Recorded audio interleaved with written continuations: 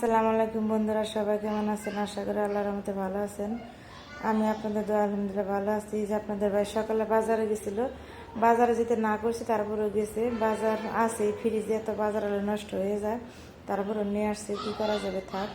এখানে টমেটো, সাজিনা, ভেন্ডি আনছে মিষ্টি লাউ, কাঁচামরিচ, চিচিঙ্গা, এসব কিছু আনছে। এখন ফ্রিজে ঢুকাই রেখে মাছ আনছে। মাছটা চোরা সুন্দর করে আগে ধুয়ে নিয়েছি, কেটে কুটে ধুয়ে তারপর আমি এখন কেটে নিব। আগে মাছটা ধুয়ে নিতে হয়, তাহলে সময় মাছটা কাটতে খুবই সহজ হয়।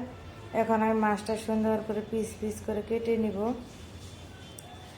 মাছটা আমার কাটা হয়ে গেছে বন্ধুরা। এখন আমি সুন্দর করে ধুয়ে নিব। মাছটা সুন্দর করে ভালো করে কষলে ধুয়ে নিব। মাছটা ভালো করে ধুতে হয়, তাহলে সেটা মাছের কাঁচা গন্ধটা চলে যায়, টেস্টে গন্ধটা।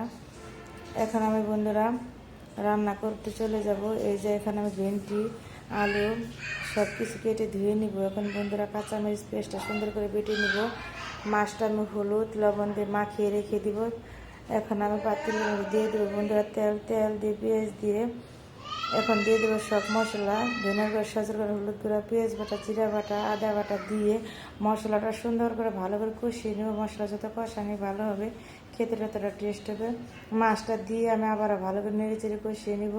অনেকে আছে মাছ ভেজে রান্না করে, কিন্তু আমার মাছ ভেজে রান্না করতে খেতে ভালো লাগে না। আমি এইভাবে কষায় রান্না করি। কষায় রান্না করলে কি হয়, মাছটা একদম সব মশলা মাছের ভিতরে ঢুকে যায়। তরকারিটা খেতে খুবই ভালো লাগে, খুবই টেস্ট হয় এভাবে রান্না করে খেলে।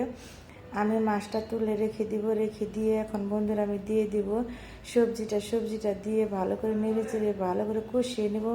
যখন কষানো হয়ে যাবে, ঝোলের পানিটা দিয়ে আমি ভালো করে কষিয়ে নিই। টমেটো দিয়ে দেবো। টমেটো দিয়ে আমি ঝোলের উপরে যে মাছটা দিয়ে দেবো। মাছটা দিয়ে আমি 10 মিনিট ঢেকে রেখে দিব। বন্ধুরা এই পাশে দেখেন যে জ্বালানা দিয়ে আমার বাসার নিচে সবই দেখা যায়, রাস্তা, গাড়ি সব কিছুই দেখা যায়।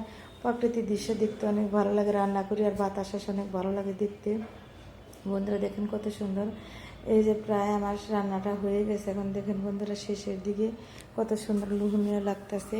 এভাবে মাছ রান্না করে খেতে বন্ধুরা কি যে মজা। তোমরা এভাবে রান্না করে খেয়ে দেখবে, খুবই মজা, খুবই স্বাদ। বন্ধুরা দেখো, দেখতে কত সুন্দর লাগতেছে।